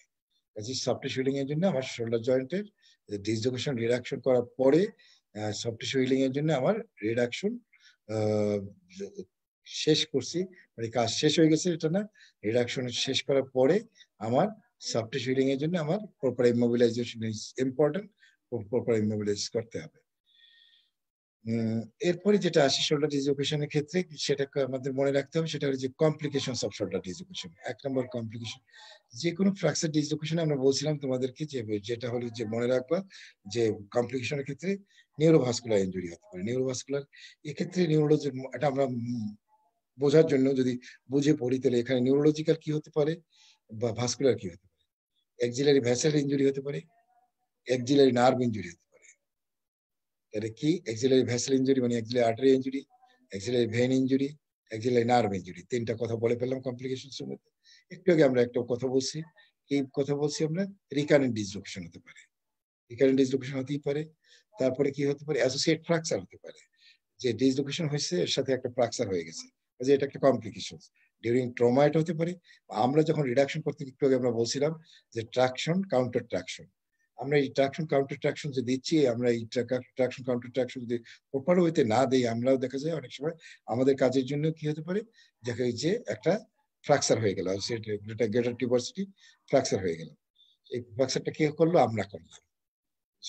কাজেই এই এটা আমাদের মাথায় রাখতে হবে যে অ্যাসোসিয়েট ফ্র্যাকচার একটা কমপ্লিকেশন। তাহলে আমরা কমপ্লিকেশন অনেকগুলি বলে ফেলছি। আর একটা কমপ্লিকেশন হতে পারে আনরিডিউসড ডিসলোকেশন। ডিসলোকেশন আসলো, পেশেন্ট জানলোই না তার ডিসলোকেশন হলো। গ্রামে গঞ্জে এমন এক জায়গায় ফ্র্যাকচার হয়েছে যেখানে গ্রামে গঞ্জে যে দেখা গেল যেখানে কবিরাজের কাছে গেল, কবিরাজ বললো এটা মমস্কে গেছে, কিছু হয় না, তেল মালিশ করে দিল, কিন্তু পরবর্তীতে দেখা গেল তোমার কাছে আসলো, তুমি ক্লিনিক্যাল টেস্ট করে পজিটিভ পেলা, তুমি এক্সরে করে দেখলা যে এখানে ডিসলোকেশন আসছে। কাজেই সে আনরিডিউস ডিসলোকেশন একটা কমপ্লিকেশন। আর একটা কি, স্টিফনেস, স্টিফনেস হতে পারে, যেহেতু সে যে স্টিফনেস ডেভেলপ করতে পারে, যেটা আমরা বলি ফ্রোজেন শোল্ডার। Frozen shoulder মানে painful restricted movement of the shoulder joint is called frozen shoulder. Shoulder stiff হয়ে যাবে এবং পেইন হবে, যেহেতু আমরা কি 3 উইকস আমরা পেশেন্টকে ডিসলোকেশনের পরে রিডাকশন করার পরে আমরা 3 উইকস ইমোবিলাইজ করে রাখছি। কাজে এটার কারণে পেশেন্টের ফ্রোজেন শোল্ডার ডেভেলপ করতে পারে, শোল্ডার স্টিফ হতে পারে।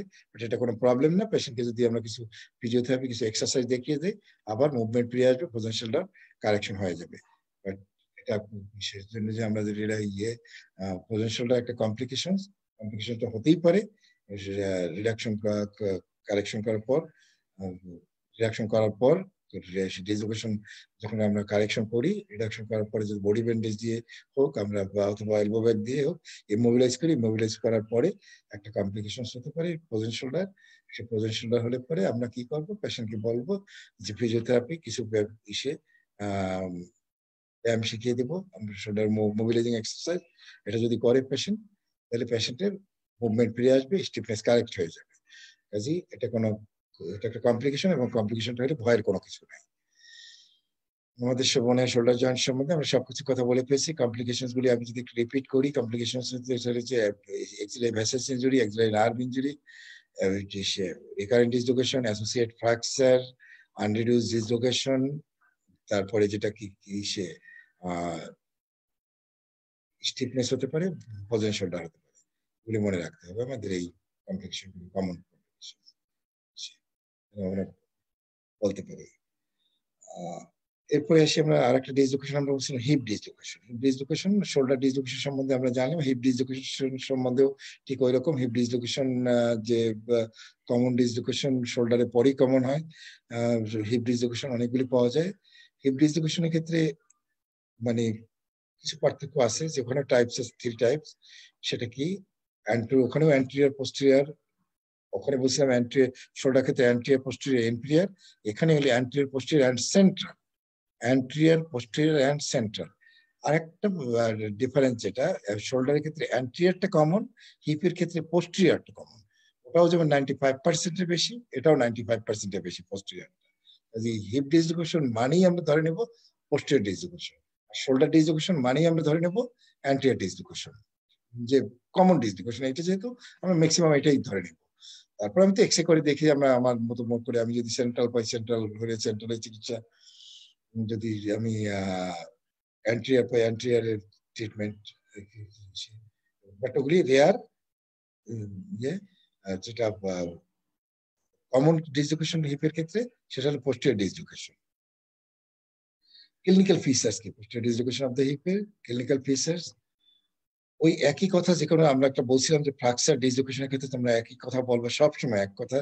History of trauma, pain, swelling, restriction of movement, unable to use the part, deformity, এগুলি আসবে। ক্লাসিক ডিফর্মিটি আছে এখানে একটা, সেটা কি ডিফর্মিটি? এটা হিপ ডিসলোকেশনের ক্ষেত্রে ফেয়ার। ফেয়ার দিয়ে মনে রাখি FAIR, ফেয়ার। ফেয়ারের মধ্যে আছে কি? F এ ফ্লেকশন, এতে অ্যাডাকশন, IR এ ইন্টারনাল রোটেশন। এটা দিয়ে মনে রাখি। ফেয়ার আবার পরীক্ষার সময় বলার দরকার নাই কারো যে আমি এসে ফেয়ার দিয়ে মুখস্থ রাখছি, মনে রাখছি, মনে রাখার জন্য বললাম আমি। ফেয়ার কি? লিম্বের অ্যাটিটিউডটা কি হবে? ফ্লেকশন হবে, অ্যাডাকশন হবে এন্ড ইন্টারনাল রোটেশন হবে। In case of neck fracture, neck of the ফিমারের ক্ষেত্রে আমরা কি বলছিলাম, বা টোকেন্ট্রিক ফ্র্যাকচার অফ দ্য ফিমারের ক্ষেত্রে কি হয়? ওই দুইটা ক্ষেত্রে একই জিনিস ঘটে। সেটা কি হয়? ও ক্ষেত্রে হয় শর্টেনিং এন্ড এক্সটার্নাল রোটেশন, আর এই ক্ষেত্রে হবে flexion, adduction and internal rotation. Typical একটা attitude, flexion, adduction and internal rotation. এটা হলো হিপের টিপিক্যাল একটা অ্যাটিটিউড। এই পজিশন, এই ক্লিনিক্যাল ফিচার্স গুলো নিয়ে আমাদের কাছে আসবে। এখন এরকম একটা পেশেন্ট আসলে পরে আমাদের এখানে কোনো ক্লিনিক্যাল টেস্ট করার কোনো সুযোগ নেই। ক্লিনিক্যাল টেস্ট আমাদের নাইও, যেমন শোল্ডার ডিসলোকেশন আমাদের ক্লিনিক্যাল টেস্ট করি আমরা। এখানে আমরা কি করব? ডায়াগনোসিস কনফার্ম করার ক্ষেত্রে আমাদের এক্সরে করবো। আমরা একটু আগে বলছিলাম যে হিপ রিজিয়নে আমরা যে কোনো এক্সরে করতে গেলে আমরা কি করি? এক্সরে অফ দ্য, যদি ট্রমা থাকে, হিপ রিজনের ট্রমার কারণে যদি কোনো পেশেন্ট আমাদের কাছে আসে, তখন আমরা এসে ডায়াগনোসিস, সেটা হোক নেক ফ্র্যাকচার, হোক টোকেন্ট্রিক ফ্র্যাকচার, হোক হিপ ডিসলোকেশন, আমরা এক্সরেটা এইভাবে অ্যাডভাইস করবো। X ray of the pelvis including both hip joint, anteroposterior view and affected hip lateral view. যদি রাইট হয় রাইট ল্যাটারাল ভিউ, লেফট হলে লেফট ল্যাটারাল ভিউ। এটা করে আমি ডায়াগনোসিস কনফার্ম করলাম। তারপর ট্রিটমেন্ট কি? ওই ট্রিটমেন্ট ওই একই কথা, close reduction under general anaesthesia. Close reduction under general anaesthesia, মানে জেনারেল অ্যানেস্থেসিয়া দিয়ে আমি রিডাকশনটা করব। রিডাকশনের মেথড এখানে কি কি আছে? ওখানে ওজন রিডাকশনের মেথড আমরা বলছিলাম hypocrites method, Stimson gravity method এবং ককার্স মেথডে আমরা করি। মেইনলি ককার্স মেথডই শোল্ডার ডিসলোকেশন করি। এক্ষেত্রে ওই রকম অনেকগুলি আছে। স্টিমসন গ্র্যাভিটি মেথড এখানেও আছে, এখানেও ক্লাসিক্যাল ওয়াটসন মেথড আছে, আর একটা আছে বিগেলো মেথড। আমরা যেটা করি ক্লাসিক্যাল ওয়াটসন মেথডে করি আমরা। সেটা কি কাজ করা হয়? পেশেন্ট লাইং কন্ডিশনে থাকবে দেশে, এবং পেশেন্টের এই একটা অপারেশনই সাধারণত আমরা ওটি টেবিলে করি না। অপারেশন থিয়েটারে যে টেবিল আছে, ওই টেবিলে বসে এই অপারেশনটা করি না। এই অপারেশনটা করি ফ্লোরে নিয়ে। ফ্লোরে থাকবে পেশেন্ট, পেশেন্ট ফ্লোরে নামে, ফ্লোরে নিয়ে পেশেন্টে অ্যানাস্থেসিয়া দেওয়া হবে। অ্যানাস্থেসিয়া দেওয়ার পরে যেটা করা হয়, পেশেন্ট সুপাইন পজিশনে থাকবে। পেশেন্টের দুইটা কাজ করে, একটাও ট্রাকশন, কাউন্টার ট্রাকশনই মেইন কাজ। ট্রাকশনটা দেবে সার্জন, আর অ্যাসিস্ট্যান্ট করবে কাউন্টার ট্রাকশন দেবে। অ্যাসিস্ট্যান্টের কাজ একটা ট্রাকশন, কাউন্টার ট্রাকশন দেওয়া, আর সার্জনের কাজ ট্রাকশন দেওয়া। সার্জন কি করবে? হিপ নি 90 ডিগ্রি ফ্লেক্স করে, যে হিপ নি 90 ডিগ্রি ফ্লেক্স করে, যে কি করবে? ওখানে পপিটিয়াল ফসাল বরাবর 4 ফিঙ্গার দেওয়া হবে এবং থাম দিয়ে অ্যান্টি অ্যাসপেক্ট অফ দ্য নি এটা গ্রাফ করে আপওয়ার্ড ট্রাকশন দেবে। আর অ্যাসিস্ট্যান্ট করবে কি? পেলভিসকে স্টাবিলাইজ করবে, টু ইলিয়া ক্রেস্ট বরাবর সাপোর্ট দিয়ে, তো যাতে ট্রাকশনের সময় পেশেন্ট উপরে চলে না আসে। এই যে ট্রাকশন কাউন্টার ট্রাকশন দেওয়া হবে, এই ট্রাকশন কাউন্টার ট্রাকশন দিলে পরেই একটা লাউড সাউন্ড হয়ে দেখা যাবে কি এই ফিমারের হেডটা স্টেবল প্লেস হয়ে যাবে, এবং এর সাউন্ড এত বড় একটা সাউন্ড হবে যারা ওটিতে যারা থাকবে সবাই শুনতে পারবে যে রিডাকশন হয়ে গেছে আমাদের। তাহলে ক্লাসিক্যাল ওয়াটসনস মেথডে আমরা এটা করি, এবং এটা করা হয় সে ওটি টেবিলে না ফ্লোরে নিয়ে, কারণ ওটি টেবিলে বসে এই কাজটা ওটি টেবিলের উপর সার্জনও দাঁড়াইতে পারবে না, অ্যাসিস্ট্যান্টও এই কাজটা করতে পারবে না। অলওয়েজ ফ্লোরে ওটি করা হয়। এই একটা অপারেশন ওটি টেবিলে করা হয় না, ফ্লোরে নিয়ে করা হয়। যেটা ফ্লোরে নিয়ে করা হবে, এবং সেখানে কি হবে ট্রাকশন কাউন্টার ট্রাকশনের মাধ্যমে করা হয়। হিপ নি 90 ডিগ্রি ফ্লেক্স করে সার্জন কি করবে, ফোর ফিঙ্গার যেটা সেটা পপিটিয়াল ফোসা বরাবর সাপোর্ট দিবে, আর থামটা থাকবে anterior aspect of the knee. এই অবস্থায় আপওয়ার্ড ট্রাকশন দিবে along the long axis of the femur. আর অ্যাসিস্ট্যান্ট কি করবে, টু ইলিয়া ক্রেস্ট বরাবর পেলভিসকে স্টাবিলাইজ করবে, যাতে ট্রাকশনের কারণে পেশেন্ট উপরে চলে না আসে। একটু শক্তি লাগবে দুইজনেরই। তাতে কি হবে, এই ট্রাকশন এবং কাউন্টার ট্রাকশনের মাধ্যমে পেশেন্টের যে রিডাকশন হয়ে যাবে, যে ডিসলোকেশন হওয়ার পরে যে যে ফিমারের হেডটা বাইরে চলে আসছিল, ওটা সে স্টেপে প্লেস হয়ে যাবে, একটা লাউড সাউন্ড হবে, এটা আমরা সবাই মানে ওটি যারা থাকবে তারা সবাই শুনতে পারবে, এক পেশেন্ট ছাড়া সবাই শুনতে পারবে যে রিডাকশন হয়ে গেছে। সাউন্ডটা যতক্ষণে না হবে ততক্ষণ পর্যন্ত বুঝতে হবে আমাদের কাজ সাকসেস হয় না, আমাদের কাজ চালাই যেতে হবে। এই ক্লাসিক্যাল ওয়াটসন মেথড, এই মেথডে আমরা সাধারণত করি। এরপরে এখানে একটা পোস্টঅপারেটিভ ম্যানেজমেন্ট আছে, কারণ আমরা যদি এটা না করি তাহলে কি হতে পারে, বারবার রিডাকশন, বারবার ডিসলোকেশন হবে, রিকারেন্ট ডিসলোকেশন হতে পারে। কারণ একটা ডিসলোকেশন হওয়া মানে জয়েন্টটার যে ইচ্ছা করে একটা হেঁটে হেঁটে চলে আসছে বা জয়েন্টটা ডিসলোকেশন হয়ে গেছে তা না, ওখানে লিগামেন্ট, ক্যাপসুল, ল্যাব্রাম সবকিছু টিয়ার হয়ে তারপরে ডিসলোকেশন হয়েছে। এই কাজে এই ক্যাপসুল, লিগামেন্ট, ল্যাব্রাম এইগুলিকে হিল হওয়ার জন্য আমার সময় দিতে হবে। সেই সময়টা কি ইমোবিলাইজ করে রাখি, যদি ইমোবিলাইজ করে রাখলে পরেই শোল্ডারের ক্ষেত্রে যেমন 3 উইকস আমরা ইমোবিলাইজ করে রাখছিলাম বলছিলাম, এখানে ক্ষেত্রে আমরা সাধারণত 6 উইকস বলেছি। 6 উইকস আমরা ট্রাকশন দিয়ে আমরা এখানে ট্রাকশন দিতে পারি। ট্রাকশন আমরা সাধারণত স্কেলটাল ট্রাকশনই দিই, আমরা স্কেলটাল ট্রাকশন, আপার টিবিয়াল স্কেলটাল ট্রাকশন দিয়ে পেশেন্টকে আমরা 6 উইকস ট্রাকশন দিয়ে রাখি। 6 উইকস পর ট্রাকশন করে দিয়ে পেশেন্টকে নর্মাল বেয়ারিং ক্লাস ওয়ার্কিং দিই আমরা, তারপর পার্শিয়াল ওয়েট বিয়ারিং দিই, তারপর পেশেন্ট একটা পর্যায়ে পুরোপুরি ওয়েট বিয়ারিং দিই।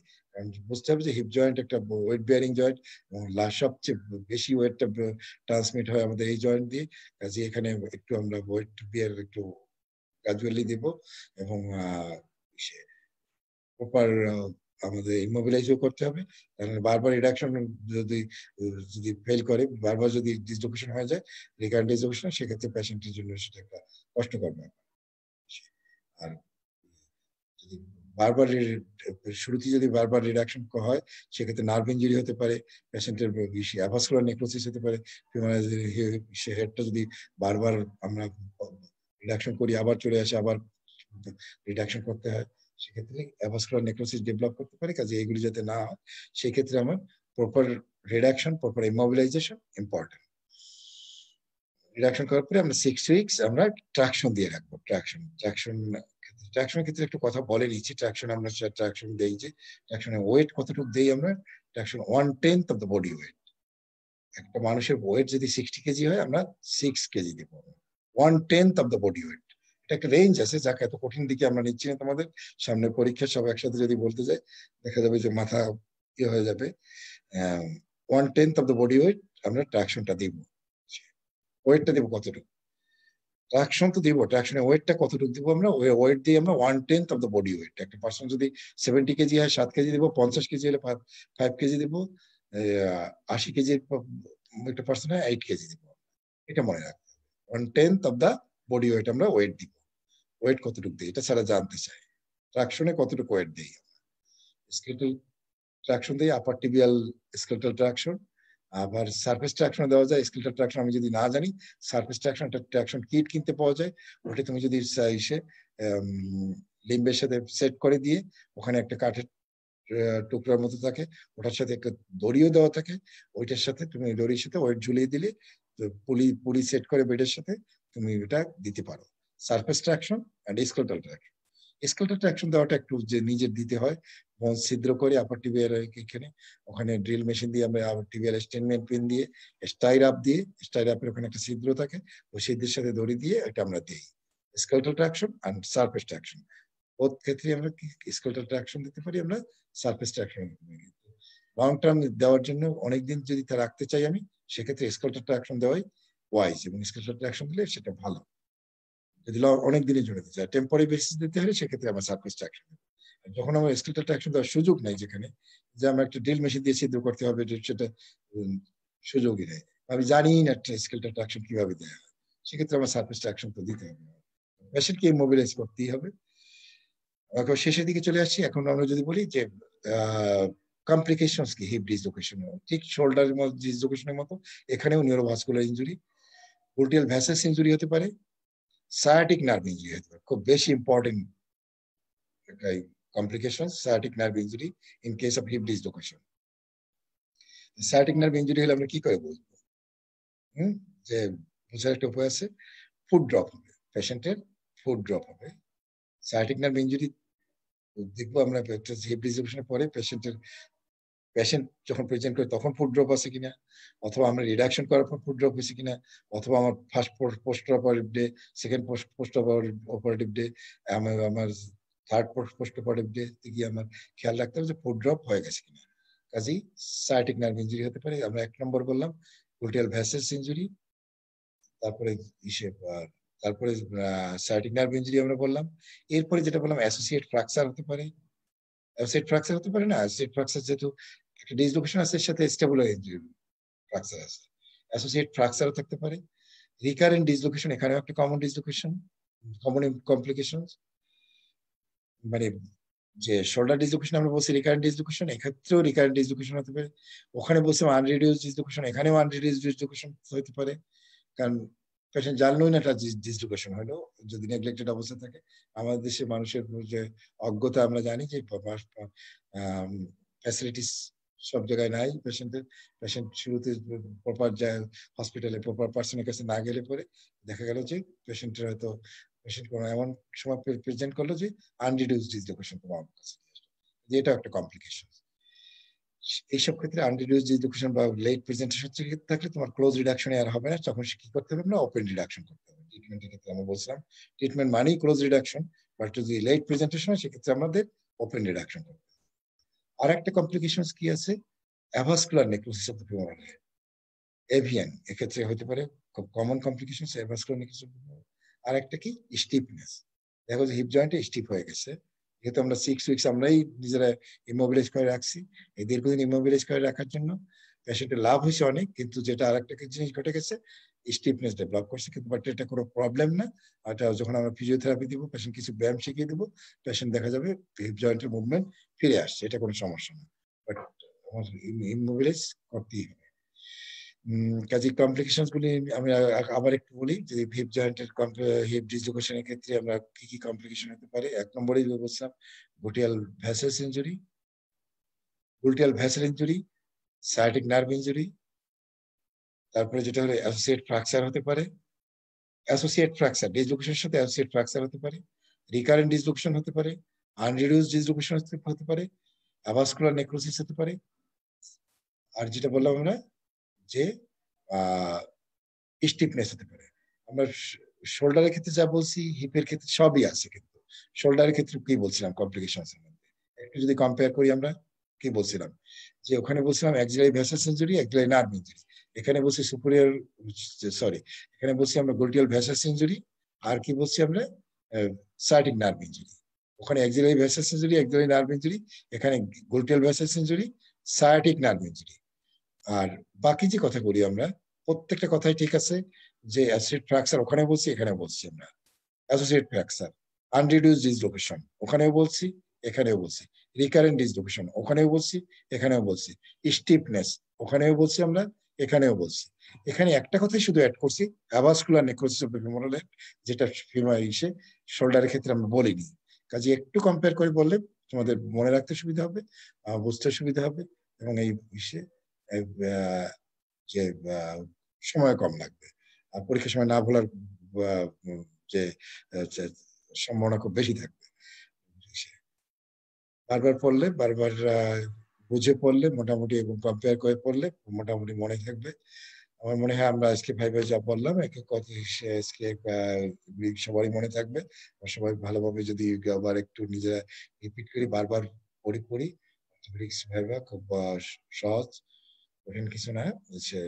যদি আমরা বলতে পারি শুধু পাস না, ভালো নম্বর পাওয়া যাবে, কোনো সমস্যা নাই। তো পড়তে হবে, বারবার পড়তে হবে। আমরা যদি আর একটা ক্লাস নেই তাহলে মনে হয় ভাইবার প্রিপারেশন শেষ করতে পারবো।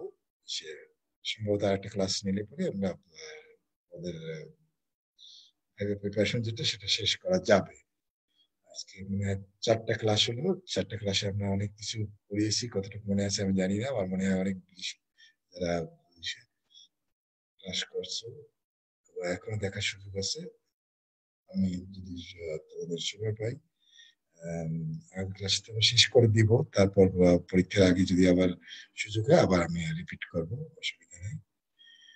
সবাইকে ধন্যবাদ। আজকে ক্লাস এখানে আমি শেষ করছি। ধন্যবাদ।